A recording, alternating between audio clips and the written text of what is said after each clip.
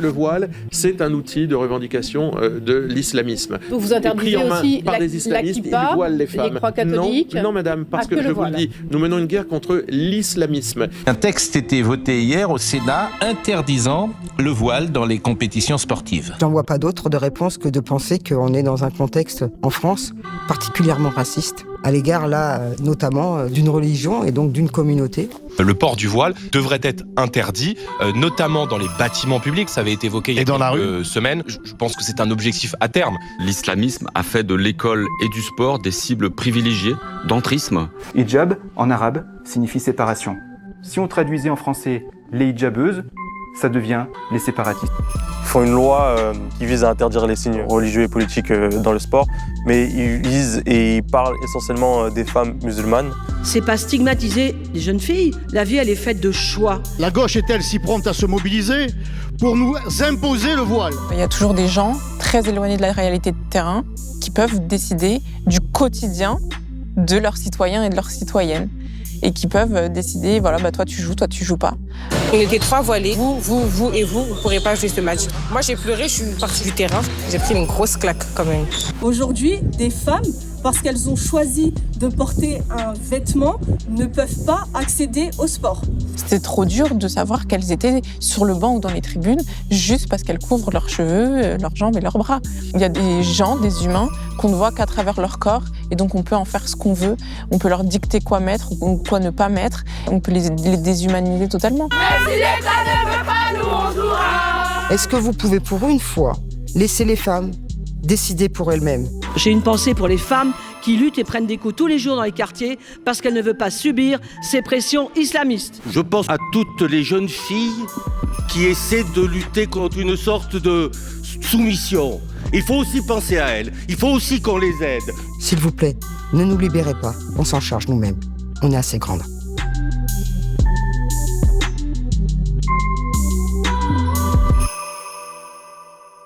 Votant 329, exprimé 291, pour 210, contre 81. La proposition de loi est adoptée.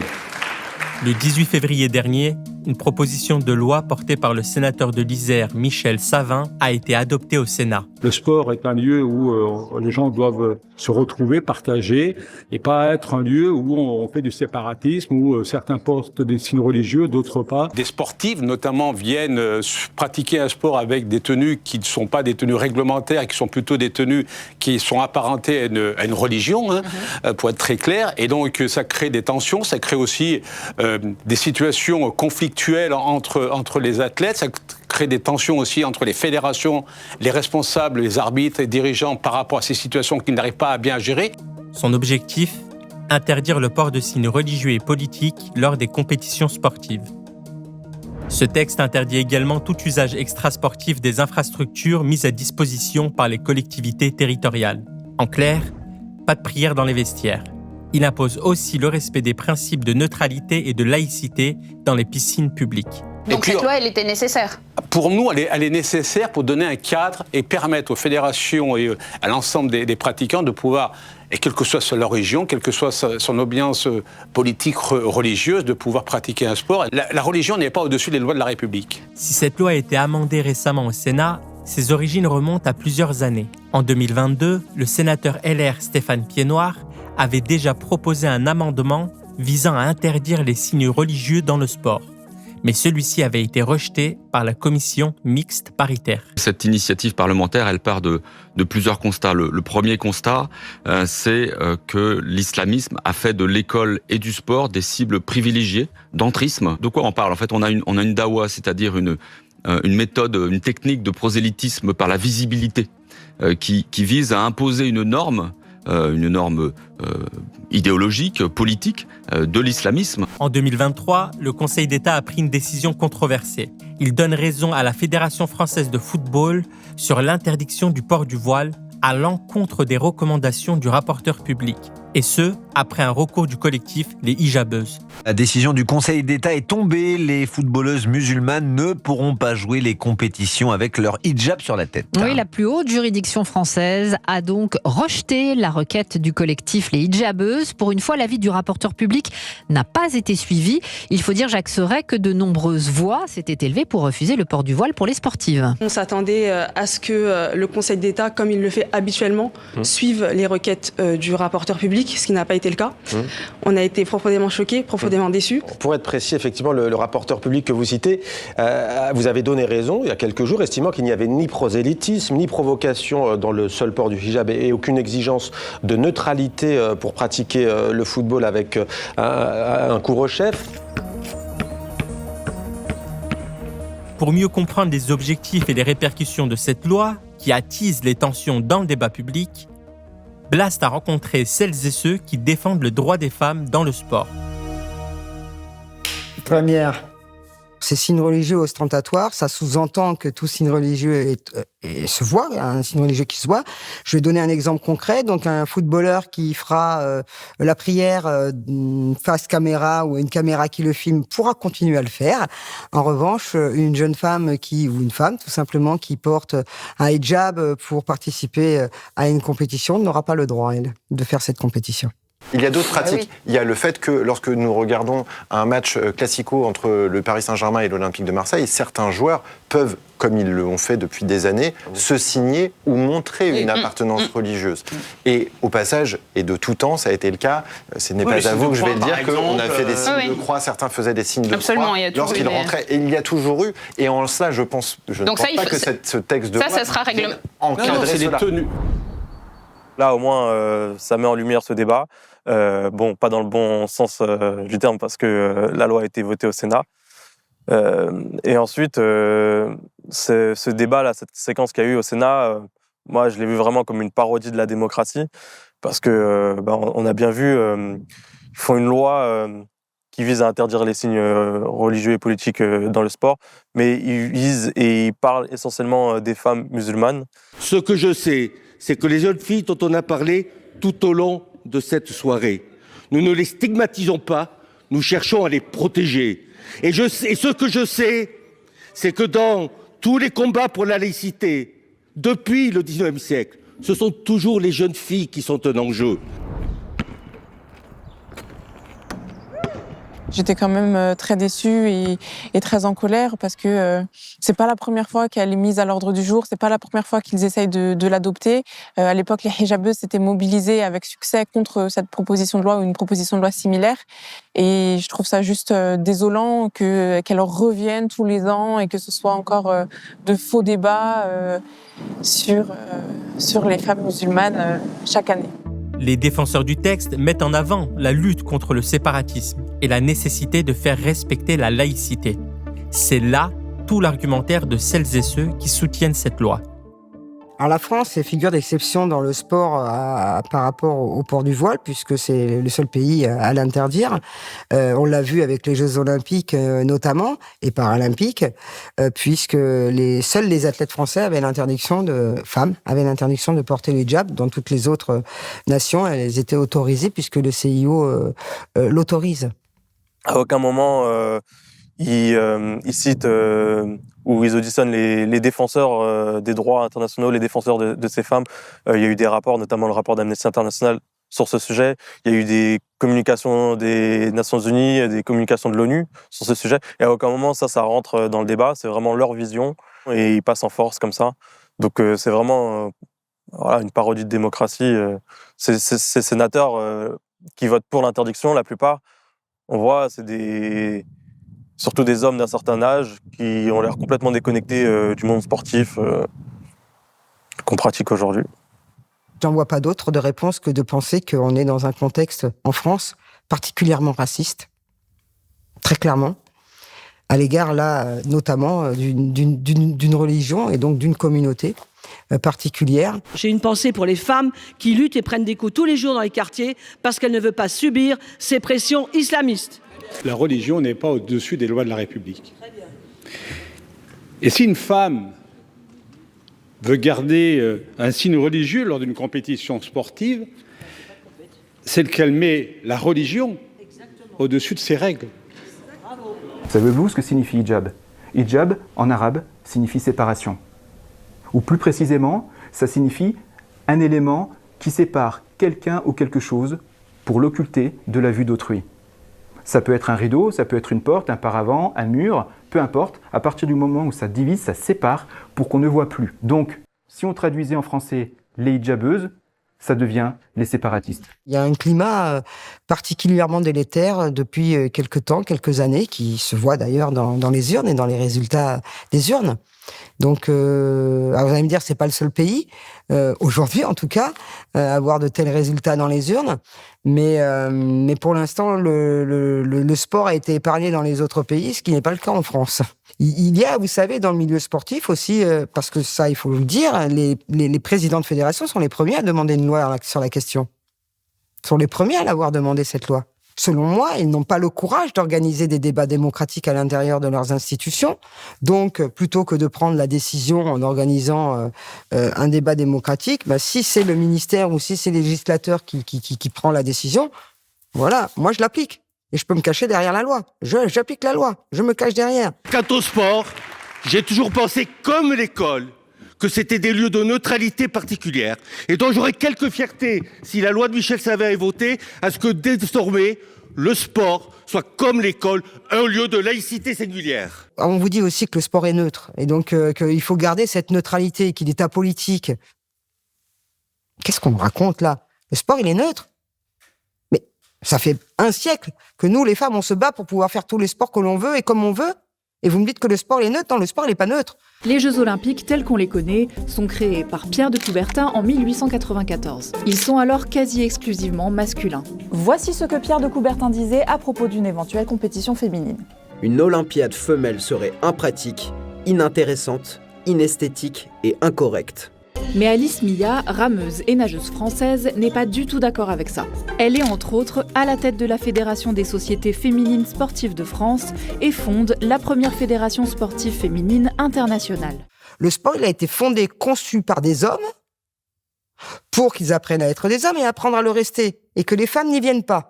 Moi, je préfère être du côté de celles et ceux qui protègent les jeunes filles, qui veulent rester émancipées. Car aujourd'hui, ceux qui sont fidèles à l'idéal de la laïcité, ce sont les jeunes filles qui refusent, dans les milieux où ils sont, de se soumettre à certains diktats qui sont des diktats religieux. Dans les débats qu'il y a eu au Sénat, on entend souvent, et c'est souvent des sénateurs, qui disent « on légifère pour libérer ces femmes ».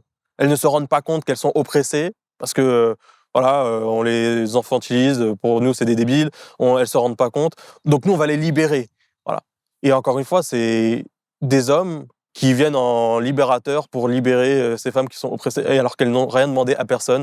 Au contraire, elles s'émancipent, elles font du sport, elles ont des compétences incroyables, voilà.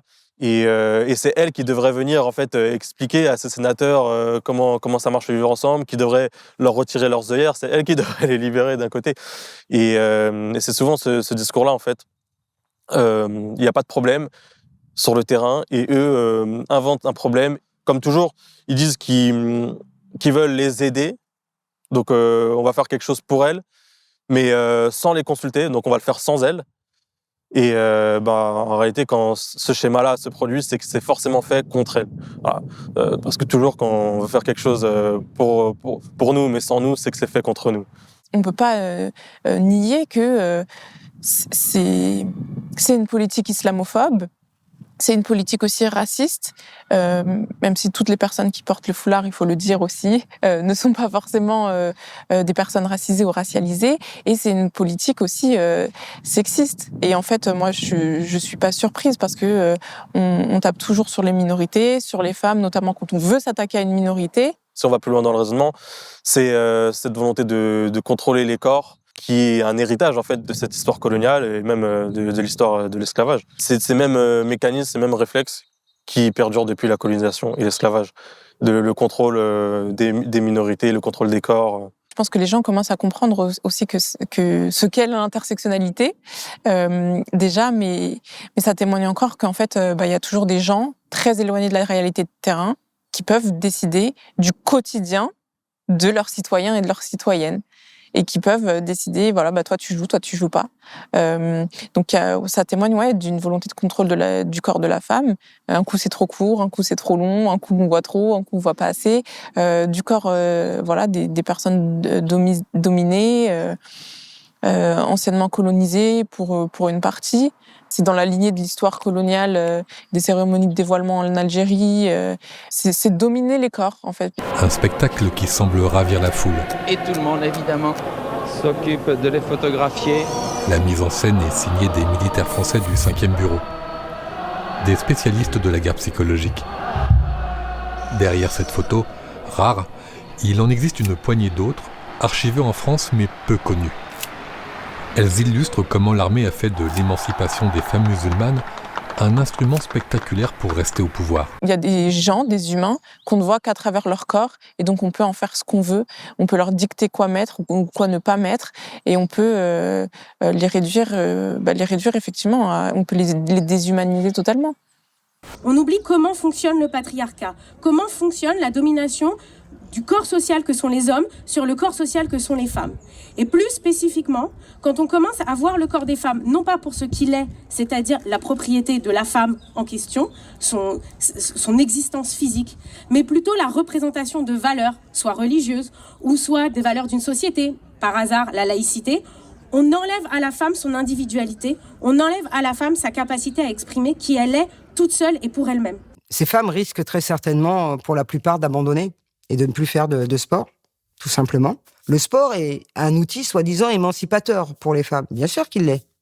D'ailleurs, les sportives sont subversives et transgressives, ne serait-ce que parce que, alors moins aujourd'hui, bien sûr, elles font du sport. Mais quand même, si elles font du sport de haut niveau, elles sont subversives et transgressives parce qu'elles développent un corps qui n'est pas celui d'un corps normal, entre guillemets, bien entendu, au sens sociologique du terme, de femme. Et donc là, on va leur interdire de faire quelque chose qui pourrait les émanciper. Et d'ailleurs, juste quand même, entre parenthèses, les islamistes, sont contre la pratique du sport pour les femmes. Donc ces femmes-là, elles sont doublement transgressives. Elles transgressent parce qu'elles sont femmes et elles transgressent parce qu'elles sont femmes musulmanes portant un hijab. Et là, on vous dit, non, mais il faut qu'elles l'enlèvent pour les émanciper. Non, c'est en les écartant qu'on va, au contraire, diminuer les possibilités pour elles de s'émanciper. Donc là, ça correspond à un contexte contemporain qui n'est pas hasardeux, bien évidemment. C'est pour ça que je disais tout à l'heure que cette loi est, selon moi, dans la continuité du contexte d'aujourd'hui, c'est-à-dire d'un contexte raciste, notamment à l'égard d'un certain nombre de personnes, soit de couleur non blanche, soit de confession musulmane. Les femmes qui font du sport, elles ont le droit d'avoir une religion et de faire du sport, en fait. C'est vraiment, on est dans une islamophobie débridée en France. Enfin, faut s'en rendre compte quand même. À un moment, on est on dérive et on a des propos et des attitudes d'un racisme qui devrait nous interroger. Et voilà, en fait, c'est juste du populisme islamophobe. C'est le sport favori de Darmanin et Retailleau depuis qu'ils existent en politique. Et c'est dommage parce que pour une infime minorité quand même de sportives, on en fait un débat politique national et qui met mal à l'aise une grande partie de la population française, les musulmans. On veut contrôler les corps des dominés et on veut renforcer les stéréotypes et on veut diviser la population, on veut jouer sur les peurs. Et c'est ça que je trouve triste parce que il y a plein d'études, il y a un rapport du ministère de l'Intérieur qui conclut, par exemple, que il n'y a pas d'indice, il n'y a pas de preuve que le sport serait un terreau fertile plus qu'un autre domaine de la société, un terreau fertile pour la radicalisation islamiste, parce que c'était une étude qui portait là-dessus. Que la religion reste donc aux portes du stade et du gymnase, il y a assez de facteurs de division dans notre société. Combattre le séparatisme, faire appliquer la laïcité, car c'est bien là tout le combat et l'argumentaire de celles et ceux qui portent cette loi. Pourquoi mettre sur le même plan le sport et l'école ? Toutes les auditions que nous avons menées confirment que ce sont les deux vecteurs principaux de séparatisme. Concernant le séparatisme, je vais vous citer quand même un extrait du rapport qui a été fait en mars 2022 par l'Institut des hautes études du ministère de l'Intérieur lui-même, Donc on peut pas dire que c'est une commission ou un laboratoire qui serait indépendant et qui aurait certaines idées idéologiques très ciblées. Non, là c'est le ministère de l'Intérieur qui disait ça en 2022. Les données collectées en entretien échouent à montrer un phénomène structurel ni même significatif de radicalisation de communautarisme dans le sport. En définitive, les données collectées ne permettent pas de soutenir un rôle spécifique de la pratique sportive en soi ou de l'association sportive dans la radicalisation, donc dans le séparatisme, etc., etc. Ça, c'est la première chose que je voulais dire. En revanche, la loi va justement générer du séparatisme.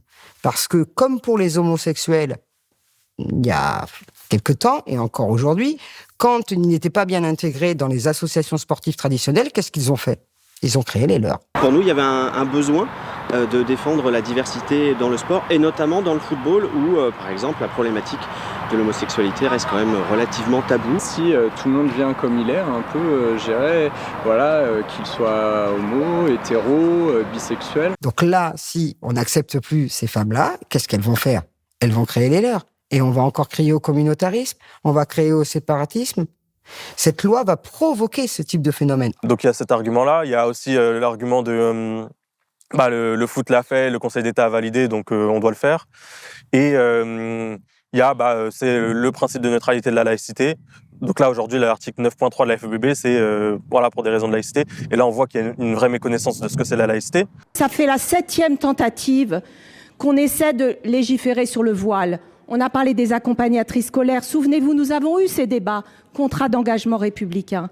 Donc je me dis que finalement, cette PPL a bien une visée politique, qui est d'instrumentaliser la laïcité pour tout simplement stigmatiser une religion. Honnêtement, je ne vois pas le lien entre laïcité et intégration et esprit du sport. Je ne sais pas quel raccourci existe. En tout cas, le fait de porter le foulard et le couvre-chef sportif, en quoi ça nuirait à l'intégration.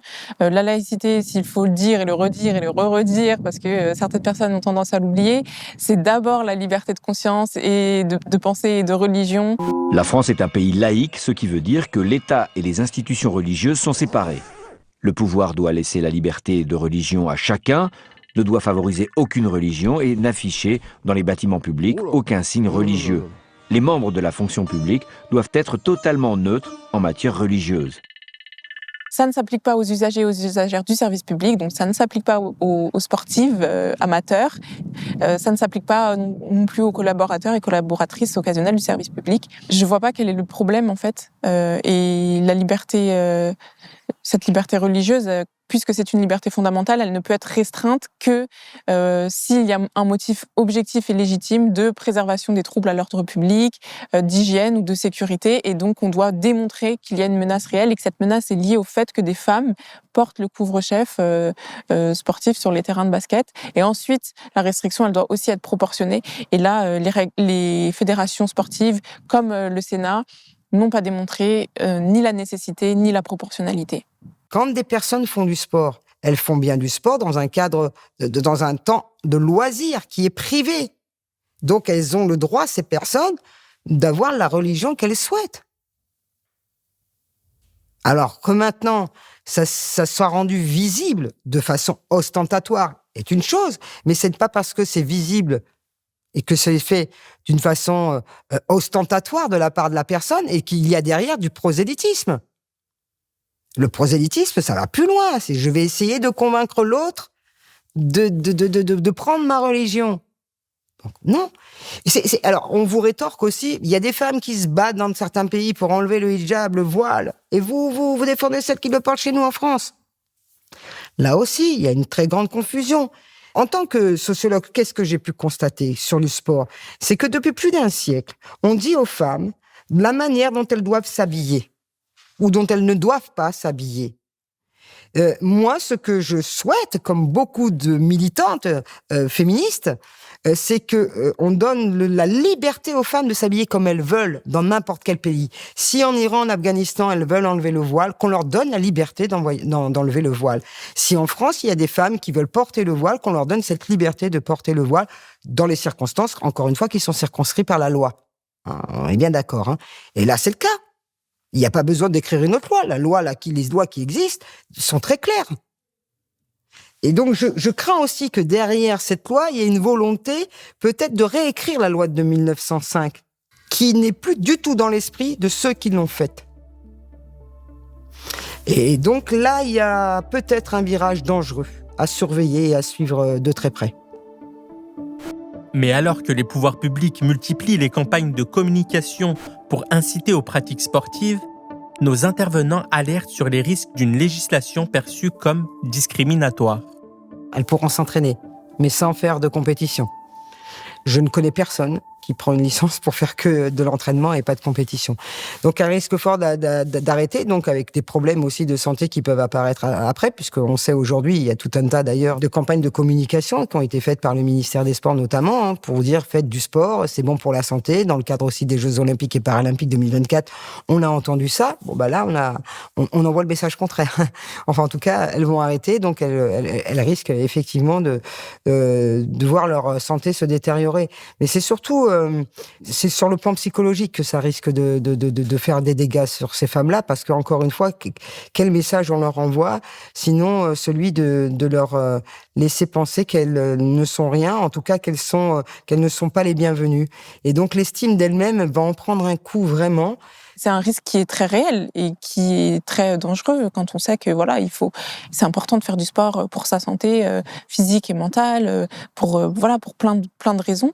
Donc cette peur, elle est réelle et puis elle est surtout légitime. Et puis si la loi est adoptée ensuite par l'Assemblée nationale et que elle est pas retoquée par le Conseil constitutionnel ou qu'elle est pas modifiée, et ben là je sais même pas ce que ça va engendrer en fait, parce que on est aussi en train de se dire, mais à quoi bon ? À quoi bon, en fait, faire du sport, venir à l'entraînement, si en réalité, on ne veut pas vraiment de moi ?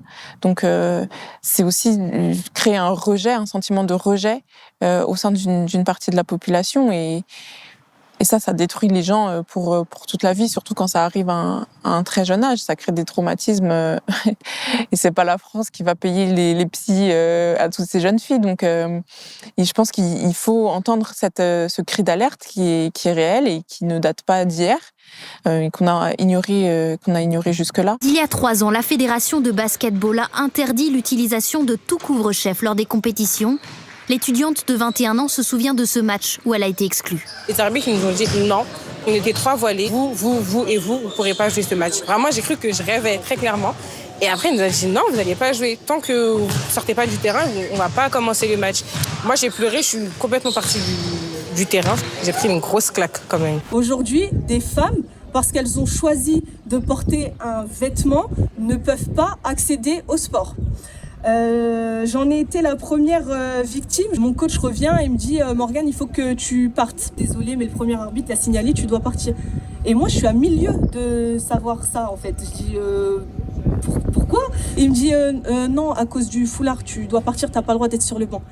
Donc là, vraiment, je suis choquée, humiliée. La salle est pleine. Moi, je pense aux équipes de Timothée. Je parlais avec les joueuses et il y en a une qui m'a dit mais en fait, nous, on a pris la décision de ne pas jouer les matchs suivants parce qu'on a fait un match sans nos coéquipières et c'était trop dur.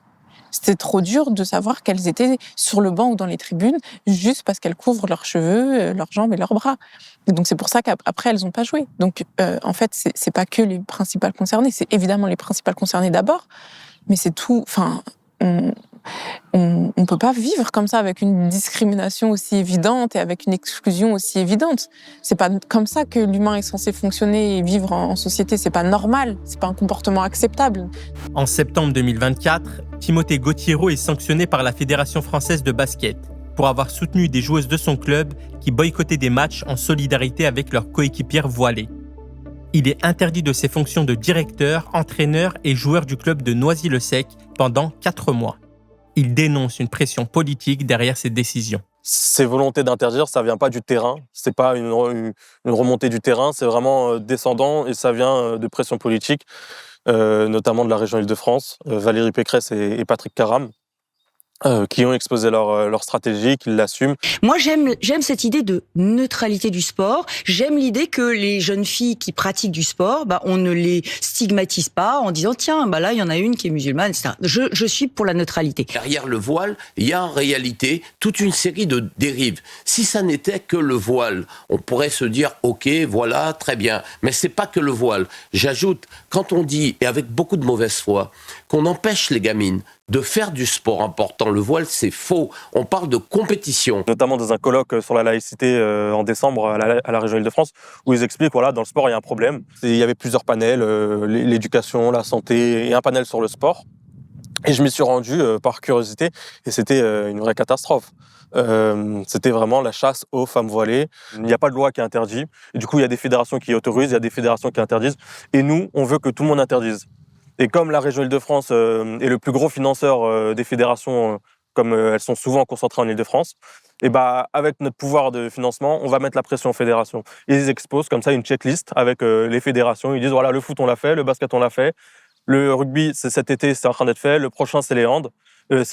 Et voilà, on va mettre la pression à chaque fédération et petit à petit, ça sera établi dans le sport. C'est un petit exemple sur ces propos-là, pour démontrer ces propos, c'est que en 2023, quand nous on apprend que cette interdiction va être introduite dans le règlement, on écrit un courrier qui rassemble 70 clubs de la région Île-de-France, des clubs de basket, qu'on souhaite adresser à la fédération pour lui dire voilà, on souhaite vous rencontrer sur ce point de règlement parce qu'on pense qu'il va y avoir des conséquences désastreuses sur la santé mentale et physique des filles.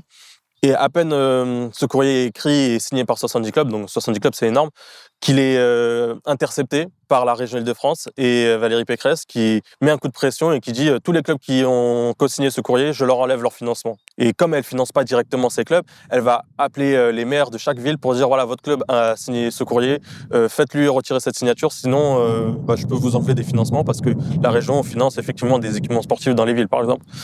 Donc en réalité, c'est vraiment une pression de la région Île-de-France sur les fédérations. Et encore une fois, la question, pourquoi cette pression ? C'est politique, c'est idéologique, tout simplement. Et j'ai eu l'occasion d'alerter plusieurs fois des maires pour leur demander de fermer le club, d'interdire que ce club utilise les équipements de la mairie, gratuitement, interdire aussi les subventions. Ça s'est parfois très bien passé. Parfois, les maires ont été un peu réticents. Certains se sont adressés à Valérie Pécresse. La réponse de Valérie, c'est « tu ferais mieux de faire ce que le vice-président te demande, c'est l'intérêt général. » Le sport n'est pas apolitique, il est politique. Et la manière dont on dirige un club, une ligue, une fédération est tout autant politique. Et là, ça se voit comment ? Dans le budget, comment vous l'utilisez, où vous mettez votre priorité, où vous mettez votre argent principalement. C'est là qu'on voit quelle est la politique sportive que vous mettez en place. Cette question du voile dans le sport a même provoqué une cacophonie au sein du gouvernement, révélant des divergences profondes entre certains ministres, jusqu'à des passes d'armes médiatiques. Est-ce que le voile islamique résume l'entrisme ? La réponse est non. Il y a des femmes qui exercent leur liberté religieuse, comme la loi de 1905 l'autorise. Dans notre pays, que ça nous plaise ou non, c'est comme ça, et elles en ont le droit, et c'est d'ailleurs le cas dans beaucoup de démocraties. Moi, je regrette que la ministre des Sports, que la ministre de l'Éducation nationale ne soutiennent pas plus cette autorité républicaine. Le port du voile dans les compétitions sportives, c'est pas la tradition française.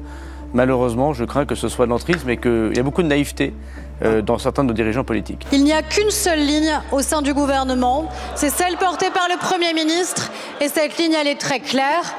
Évidemment, la lutte déterminée contre toute forme d'entrisme islamiste. Face à ces tensions, le Premier ministre François Bayrou a convoqué son gouvernement pour un recadrage et réaffirmé son soutien à la loi votée au Sénat.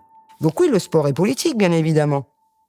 Donc là aussi, on essaye de nous faire croire des choses qui sont totalement illusoires et qui sont, pour moi, démagogiques. Voilà, pour essayer d'attirer soit des financeurs, soit des voix.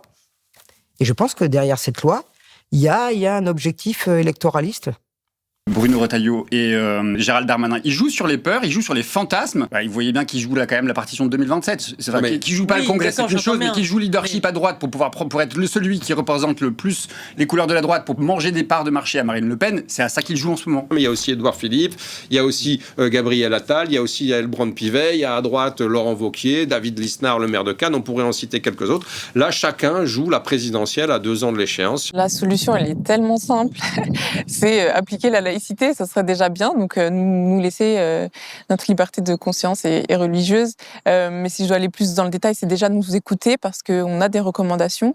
C'est d'enlever les dispositions qui posent problème à l'heure actuelle. C'est d'écouter les recommandations des défenseurs des droits, de lire les communications des rapporteurs et rapporteuses spéciaux de l'ONU, de lire le rapport d'Amnesty International, et c'est de vraiment discuter avec tous les acteurs qui sont spécialistes des questions de sport et d'inclusion.